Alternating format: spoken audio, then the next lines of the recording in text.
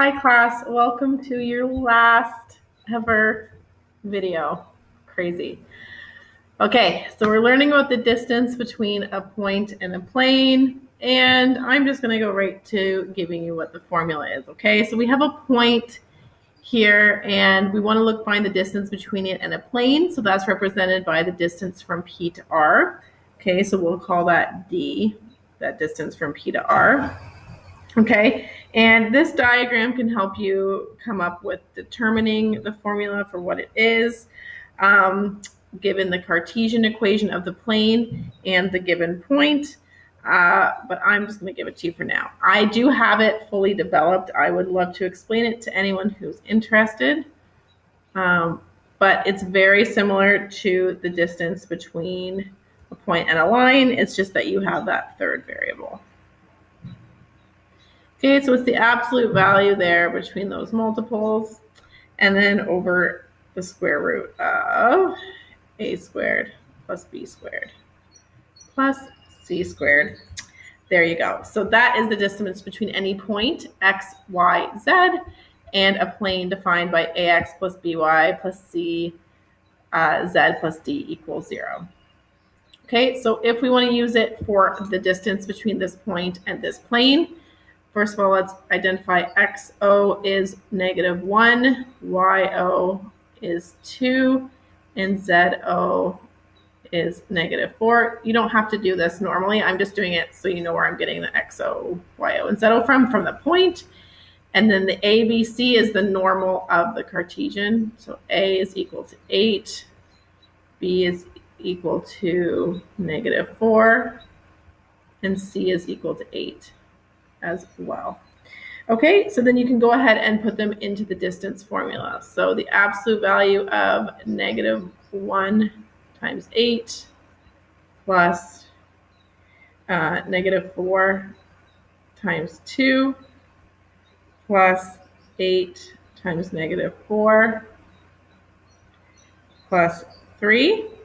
Okay, and take that all over the square root of 8 squared plus 4 squared. I know it's -4, but when you square it, it doesn't matter. Plus 8 squared. Okay, now you do all that, you put it into your calculator, and you get 3.75 units. So that's how far away the given point is from the given plane. Okay, so if you want to find the distance between two parallel planes, so notice that we know these two planes are parallel because their normals are the same and their constants are different. So that means they're parallel. So all you have to do here is find a point on one plane.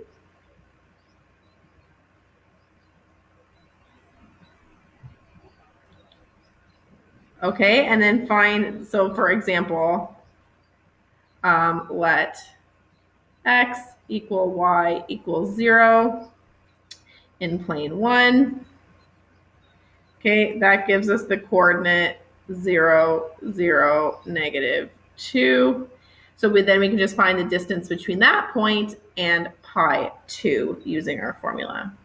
So the distance is equal to, so our a is 2, our xo is 0, plus our b is -1, yo is 0, our c is 2, z0 is -2, plus 16, all over the square root. That's so big.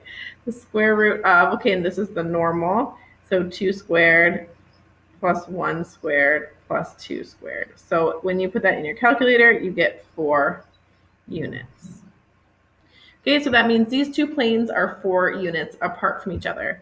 So what would be the equation of a plane equidistant from both? Well, we know that the plane in question would have the same normal, so 2x minus y plus 2z, and then we just need to find a constant d. Well, look at this. These are between 4 and 16. You basically just need to find the point that's halfway in between 4 and 16. Okay, so you can just do d is equal to 4 plus 16 divided by 2, which is 10. So therefore, it would be 2x minus y plus 2z plus 10 equals 0 would be halfway in between, so equidistant from the two planes. All right, guys. Oh, last example. I mean, it's weird. I always get emotional when I do these things in class, especially because I've been teaching you guys for so long. So yeah, here we go. Last example. Try not to shed any tears, okay? So determine the distance between line 1 and line 2. So this is an example of finding the distance between skew lines, how far apart they are.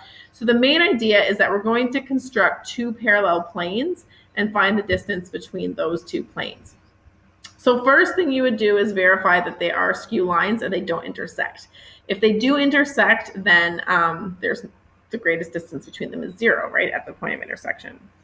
So line, remember we set up the parameters. So x1 equals -2 plus s, y1 equals 1 minus s, and z1 equals just s.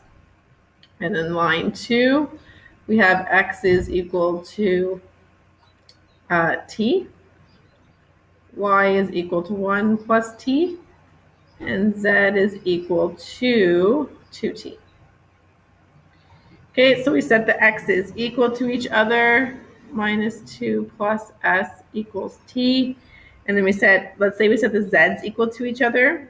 We get s equals 2t. So if we try to do this, so then we solve that and we get that t is equal to 2 and s is equal to 4. But then when we put that back in, we get that y1 and y2 are not equal, so therefore we can conclude they're skew lines. So that's a really fast-tracked version of how you determine that. Again, if you need to know how, then you can go back to intersection of two lines, and there's some longer explanation there. So we want to construct two planes from the two lines. So what we actually only need is a point on one of these lines and then just one equation of one plane. That's all we need. So let's think about this. So skew lines would create parallel planes. Okay, so they're going to have the same two direction vectors. So we're going to make a plane which has line 2 on it and a second line with direction vector from line 1. Okay, so with the direction vector 1, -1, 1. Okay, so that is a plane, the plane that we will need because the two lines are parallel. Okay, sorry, the planes, I would say, are parallel. So plane 2, so how we're going to do this then is our first direction vector. So L2 is on it, so we use M2, so 1, 1, 2. And then our second direction vector is 1, -1, 1. Okay, so those are the two direction vectors. So to find the normal of the plane, I just cross those. Okay, and when I do that, I get 3, 1, -2. Now this might be scaled, okay? Fair warning, that might be scaled, but that is the simplest cross product there. Okay, so now we have 3x plus y minus 2z plus d equals 0. And to solve for d, we sub in 0, 1, 0. Since this line is on the plane, so that means 0, 1, 0 is on the plane. And when you do that, you get that d is equal to -1. So 3x plus y, sorry, you can't even see this because of this stupid thing. There we go. 3x, I can't believe I said stupid in my last video. Sorry, guys. -1 equals 0. So there we have it. That is the equation of a plane that contains line 2 and is parallel to the other skew line.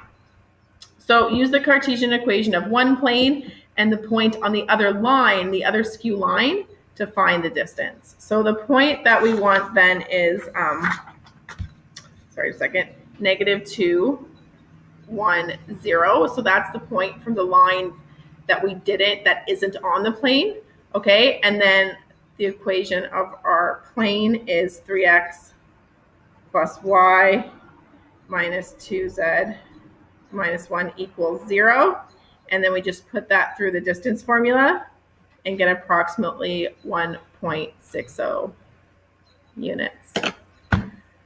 Guys, it's been, a great year. I know you guys are exhausted. It's the end of the semester. Thanks for sticking through this course. You guys have been awesome. And I just want to say that I really, really, with all my heart, hope you learned lots.